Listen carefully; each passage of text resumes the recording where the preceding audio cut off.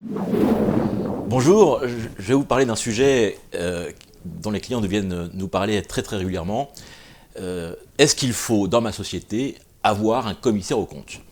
Alors comme les règles ont changé depuis mai 2019, c'est l'occasion de faire un point global sur la nomination ou pas d'un commissaire aux comptes dans une société. Alors comment ça marche?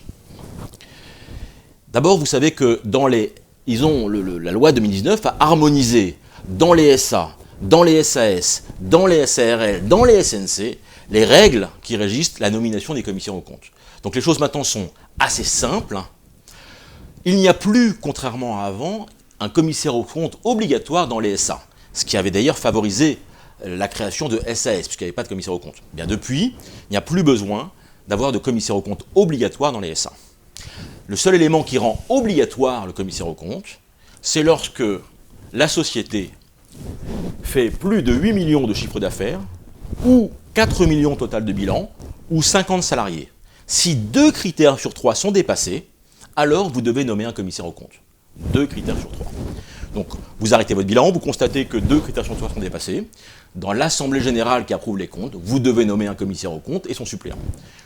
Dans les petits groupes de sociétés, c'est l'addition du groupe qui fait que la société mère doit avoir un commissaire aux comptes. Si le groupe, quand on totalise tout cela, dépasse 8, 4, 50, alors il vous faut un commissaire aux comptes.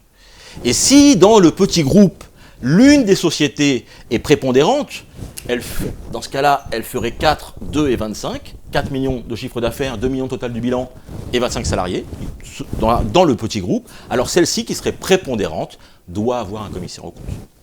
D'accord ? Je rappelle que ce n'est pas parce que ce n'est pas obligatoire que les associés ne peuvent pas nommer un commissaire aux comptes. Si les associés décident de nommer un commissaire aux comptes, alors il est nommé pour 6 années. Et je rappelle qu'un tiers des associés peuvent demander la nomination d'un commissaire aux comptes, et dans ce cas-là, les associés sont obligés de le nommer. Et en justice, 10% des associés peuvent aller en justice pour demander la nomination d'un commissaire aux comptes.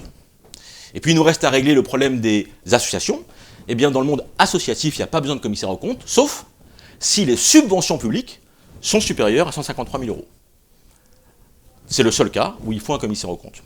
Donc les règles ont été profondément simplifiées, et c'est pas plus mal. Je ne rentre pas ici dans le commissaire aux apports, dans les commissariats particuliers, les missions de commissaires particuliers, qui sont des missions exceptionnelles. Il fait sa mission et il se retire. Alors que là, je rappelle que le commissaire aux comptes est inexpugnable pendant 6 ans. Voilà, c'était important de faire ce petit rappel-là, puisque la loi a changé en mai 2019. Merci.